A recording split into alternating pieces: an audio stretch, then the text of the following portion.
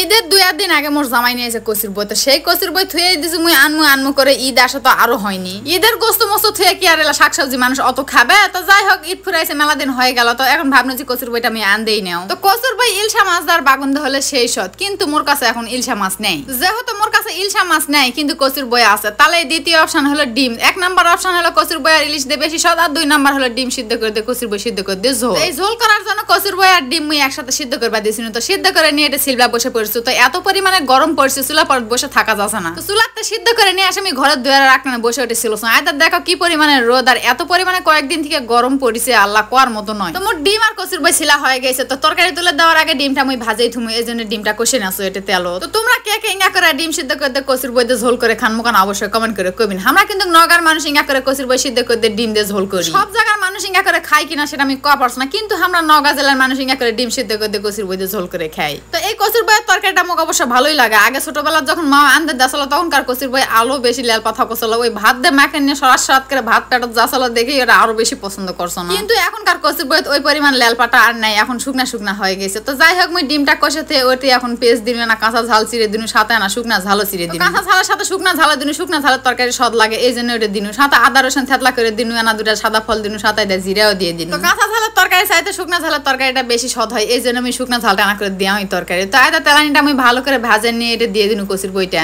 তো সাথে আনা লবণ দিয়ে দেড়শো ঝাল দিমু আর হলুদ দিমু। যেহেতু আমি আগে কাঁচা ঝাল শুকনা ঝাল দিছু, পরে আনা ঝাল মিশা না দিনু, কুটা ঝাল অল্প করে আনা দিনু, সাথে হলুদ আর লবণ দিনু। তো এই কচুর বই আনতে আনতে ভাবনু যে 2টা বাগুন আসলে মুই দিয়ে দাও। তো 4টা বাগুন আসলে 2টা ভর্তা করে খাই ফেলেছি, আর এই 2টা আসলে তো 2টা বাগুন কাটে মাত্র মোর অর্ধেক বাড়াইছে। তো বাগুনের ভিতরে এত পরিমাণে পোকা এখনকার বাগুনগুলা কিন্তু দেখতে মেলাই সুন্দর বড় বড় আসলে, কিন্তু ভিতরে এতই পোকা। বর্ষালি বাগুন তারা বেশি পোকা হয়। তো এই কচুর বই আছে বাগুনগুলা থুলে আরো নষ্ট হয়ে যায়, ভাবনু যে অতি দিয়ে দাও আনতে খাই শেষ হয়ে যায়। আর কচুর বই মোর সিদ্ধ করে মিশানা হয়ে গেছে, ওই জন্য ভাবনু যে দিলে না বেশি হবে। ইঙ্গা করে ডিম সিদ্ধ করার সময় অবশ্য বাগুন মুই দাও না, কিন্তু বাগুনগুলা নষ্ট হয়ে যাচ্ছে, ভাবনু যে কচুর বইতে তো বাগুন খাওয়া হয়, তাহলে মুই এতে দিয়ে দাও তরকারিও না বেশি হবে, আবার বাগুনটা নষ্ট হওয়ার থেকে বাঁচেও যাবে। তো আদা বাগুন দিয়ে হালকা করে না পানি দিয়ে মেটা না ভাব দিবা দিমু। তো বাগুনটা না আদা সিদ্ধ হয়ে গেলে তখন মুই কষপা লাগে যাবো। তো বাগুন জিনিস এটা বল গুটলে খালি কষপা হবে, না ছাড়া তো আউলে যাবে। তো এটা কচুর বই আর বাগুন, যেহেতু কচুর বইটা আগে থেকে সিদ্ধ করা আসলে বাগুনটাও নরম জিনিস, তো বেশিক্ষণ সিদ্ধ করবে হবে না, এটা খালি পটপটা 2টা কষান দিয়ে নিলে হয়ে যাবে। তো অল্প অল্প করে পানি দিয়ে মুই 2টা কষান দিয়ে নিবি এতে। তো মোর তরকারি কষা হয়ে গেছে, এটা এখন ঝোল দিয়ে আমি ডিমগুলা দিয়ে বলক তুলে নামে নিমু। তো মুই ভিডিওত ভয়েস দাও মাইক্রোফোন ছাড়াই, এই জন্য ভয়েস দিবে আলে ফ্যান চালাও না, কিন্তু কয়েকদিন থেকে এত